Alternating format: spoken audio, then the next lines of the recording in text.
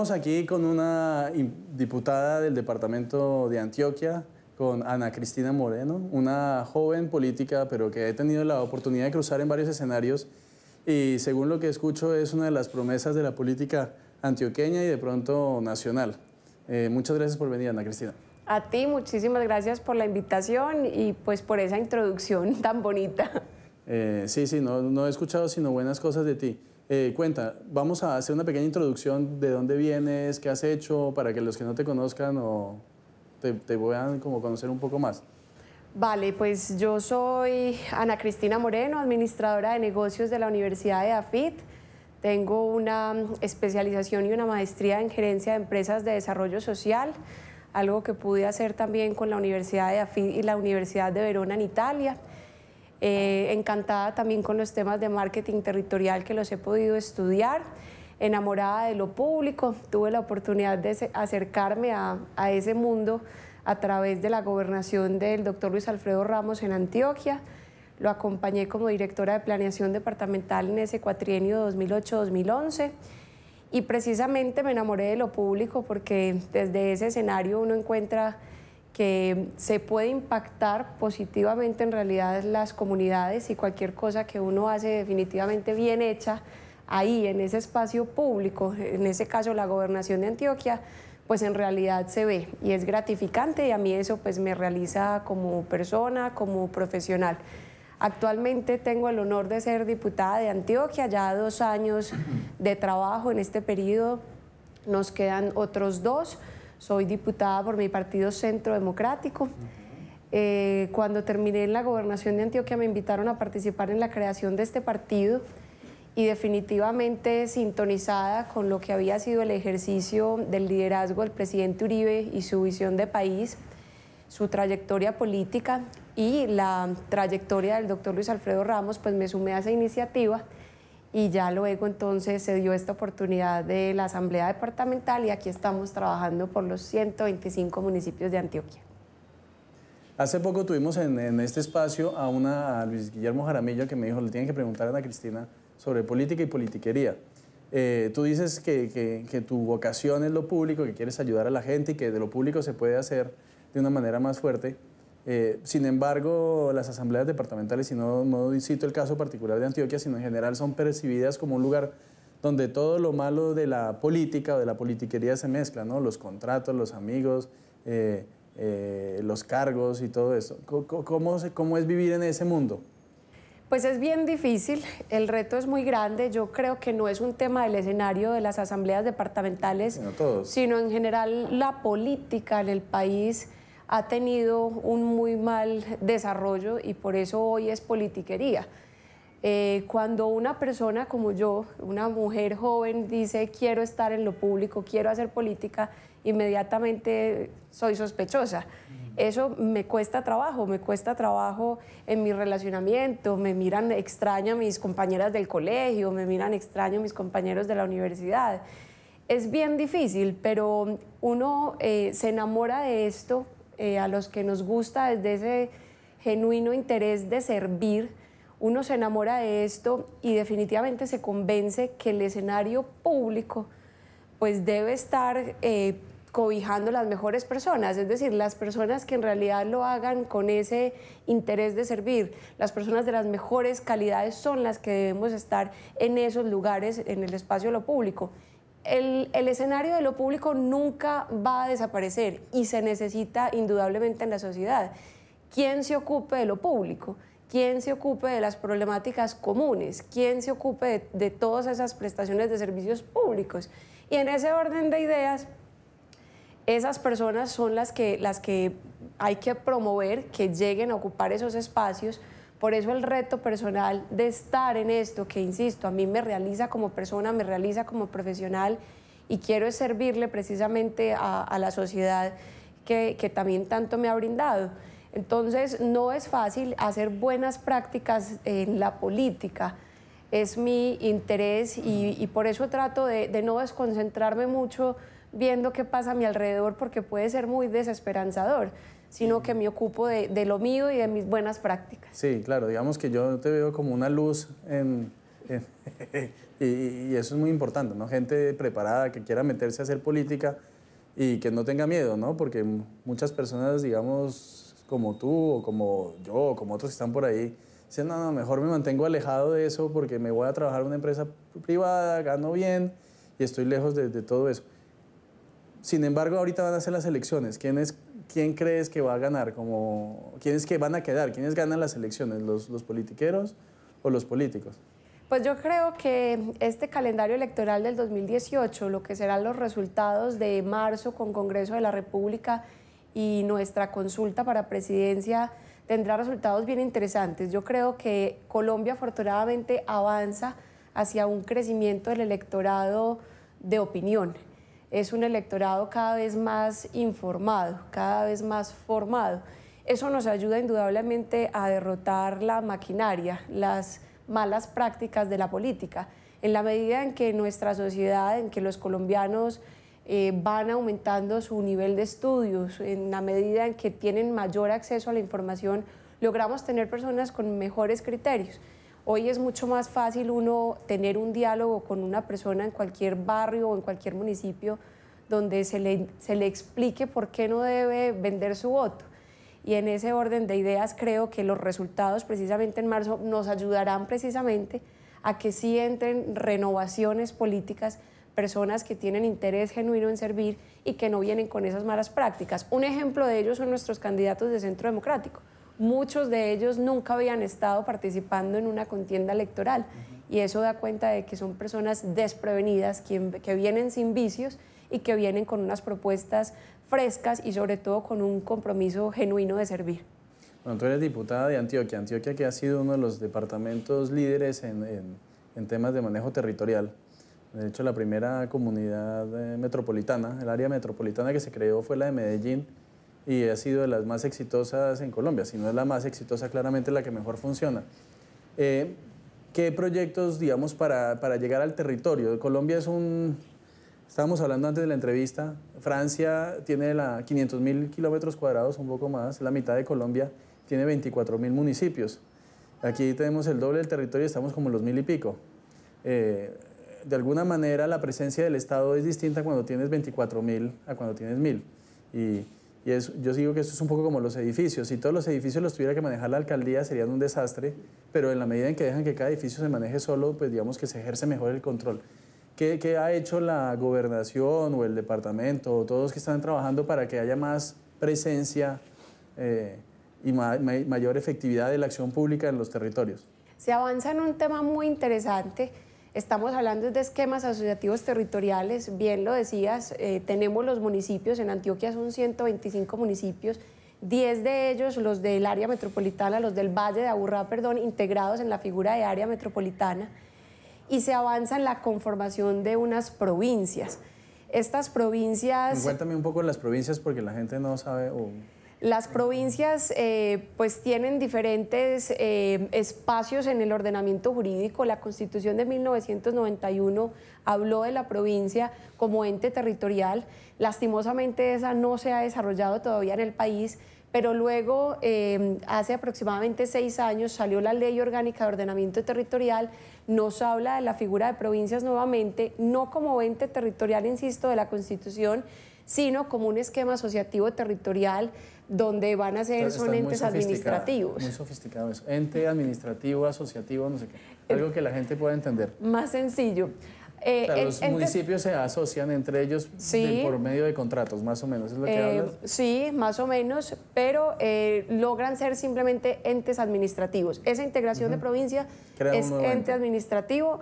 En el caso de Antioquia, en el 2016 creamos una ordenanza marco para decir cómo se podían conformar las provincias que quisieran surgir en Antioquia, y se dio el primer ejercicio con 11 municipios del suroeste antioqueño, se creó la provincia Cartama, viene avanzando entonces desde el año 2016, es un ejercicio bien interesante, estuvieron ya inclusive en una misión de cooperación internacional en Europa, en varios países de Europa, y llegaron con muy altas expectativas, y ahora están en trámite en la Asamblea Departamental la conformación de 3 nuevas provincias, otras 2 para el suroeste y una para el oriente antioqueño. Aquí lo que estamos hablando es que la unidad municipal se ha quedado corta para resolver muchas de sus problemáticas y que encuentra que en clave de integración es mucho más fácil cuando hay problemáticas comunes en un territorio.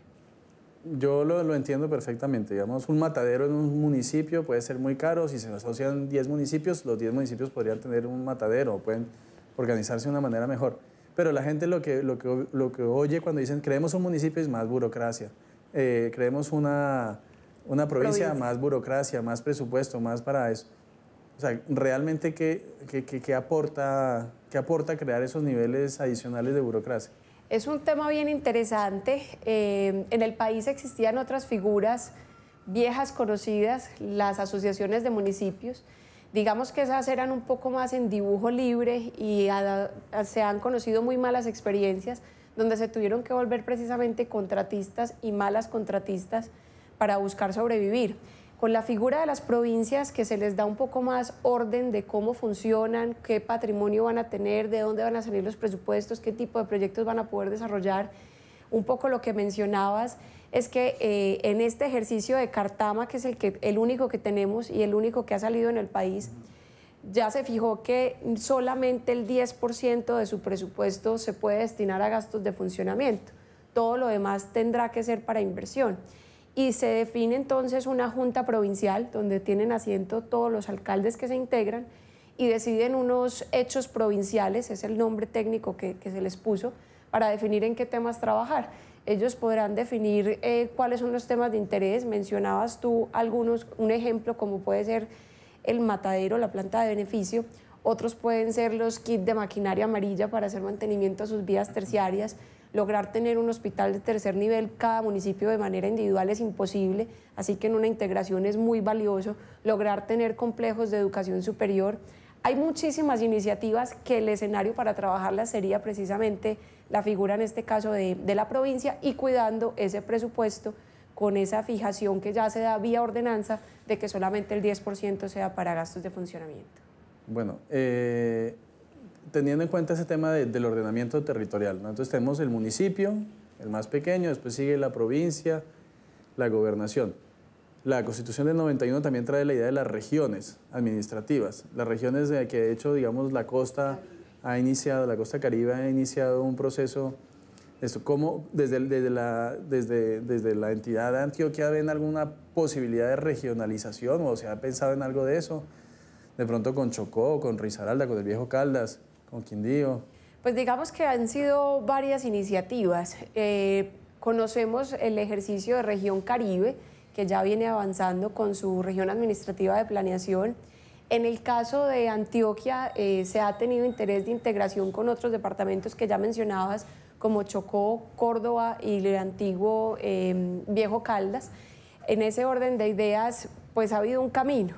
Hoy, aterrizando un poco más, encontramos que Antioquia sola también podría ser una región por sus dinámicas y que, distinto a lo que hoy es su conformación como departamento, si logra ser una región administrativa de planeación, podría jalonar mayores competencias a las que hoy tiene como departamento y lograr un poco más autonomía. Lo que me estás diciendo es que de alguna manera Antioquia podría irse sola como una región sin juntarse con otros departamentos. Inicialmente sí, creemos, hay un grupo de estudio inclusive en la ciudad de Medellín que se impulsa la iniciativa de una Colombia autonómica. En el caso específico se analiza que en Antioquia el primer paso que pudiéramos dar es ese, una Antioquia autonómica en el marco obviamente de nuestro país Colombia. No se trata de independizarnos, sino precisamente de lograr jalonar más competencias, tener mayor autonomía y lograr un poco más de equilibrio, entendiendo que tenemos que preservar ese espíritu de solidaridad con el resto del país, pero sí nos haría mucho bien tener mayor independencia. Hoy hay cosas muy sencillas que yo inclusive, me disculpan la expresión, pero para mí son muy tontas. El tema de los rurales, el servicio rural que deben prestar los estudiantes de medicina centralizado en Bogotá, eso no tiene sentido.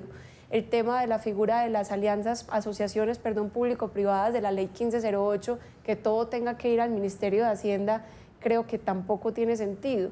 La dependencia en los programas de alimentación escolar, que Antioquia lo vivió muy frustrantemente el año pasado porque el gobierno nacional no quiso enviar los recursos suficientes. Creo que son cosas que se tienen que corregir y el modelo autonómico nos permitiría avanzar en ello. Yo sé que hay un grupo que está trabajando en ese tema de la autonomía. La Constitución, digamos, lo menciona en alguna parte, pero la verdad, digamos, la jurisprudencia de la Corte Constitucional y todo es artículo primero, Colombia es un estado unitario, aquí todos igualitos y todo es de Bogotá. ¿Cómo crees que es el proceso político que hay que hacer para que eso pare? O sea, porque no va a ser con la ayuda del centralismo que se va a lograr esa mayor autonomía. ¿Qué hay que hacer para que eso suceda?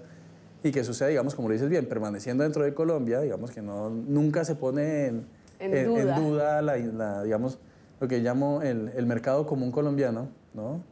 Pero ¿qué hay que hacer? O sea, porque eso no es solamente pensarlo. Los costeños ya empezaron, hicieron su primer esfuerzo y ahí van, pero ¿qué hay que hacer? ¿Cuáles son las acciones? ¿Qué hay que promover? Aquí hay proceso político y proceso jurídico. En el proceso político necesitamos que muchos más actores, en este caso de Antioquia, actores políticos antioqueños, se empoderen de este asunto, que sea algo de público conocimiento y de interés de quienes lleguen ahora al Congreso de la República para que ayuden en esta causa y, por supuesto, del próximo presidente de Colombia.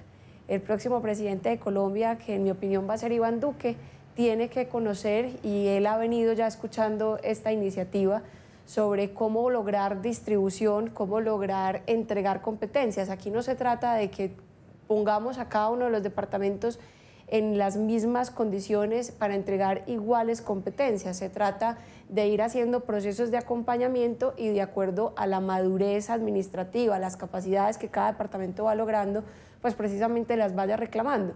Pero eso ya implica entonces ese proceso jurídico que se tiene que desatar, que yo siento que Región Caribe nos lleva un paso adelante cuando ya logró, a través del Congreso de la República, conformarse como región administrativa de planificación. Ese es el punto donde también tenemos que seguir esos paso a paso del trámite jurídico. Pues lo jurídico y lo político se unen en un punto que es el Congreso, ¿no? Así es. Y en el Congreso, ¿crees que hay como una bancada fuerte antioqueña que pueda llegar y decir, bueno, vamos a promover tal cosa, pero necesitamos más autonomía?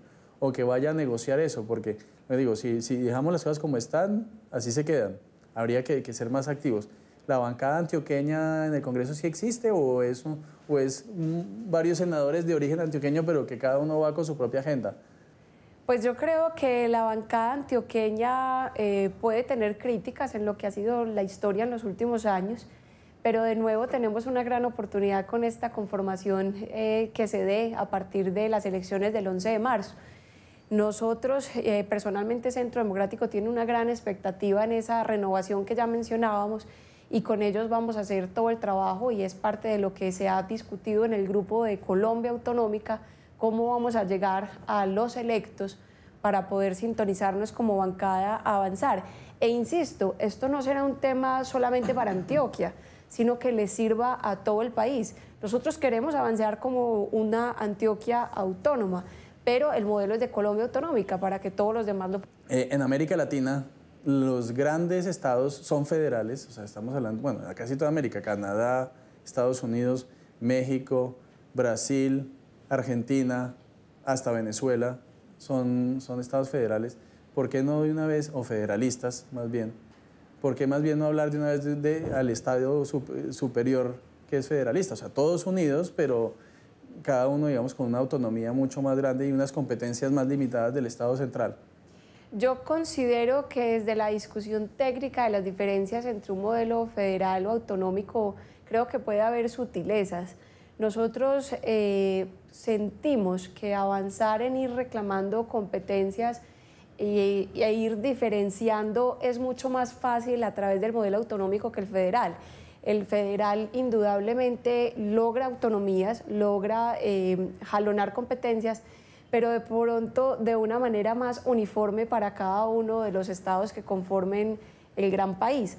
Cuando estamos hablando de regiones autonómicas, estamos queriendo ser muy cuidadosos de diferenciar y reclamando competencias y que sea a diferentes niveles, que sea un tema gradual. Yo creo que no es cierto que el uno sea exitoso y el otro no. Creo que cualquiera de los modelos tiene dificultades, puede tener dificultades y en donde se han tenido dificultades. Lo que hay que tratar es de buscar claridades en lo que se quiere hacer, en cómo lo vamos a hacer, qué competencias podemos jalonar, cómo logramos lo más importante, que es definir el tema económico, esto sin una definición, sin una definición de presupuestos, de fuentes de recursos, de cuánto se podría quedar en una región como Antioquia versus cuánto le entrega al país para entregarle a las demás regiones. Creo que eso sería lo clave y lo fundamental. Vale. Ana Cristina, muchas gracias por venir. Espero que te volvamos a tener por acá. Y bueno, pues mucha suerte en los nuevos proyectos políticos y seguro que vas a tener una carrera brillante. Muchísimas gracias por esos buenos deseos y un gusto para mí haber compartido con ustedes hoy. Vale, gracias.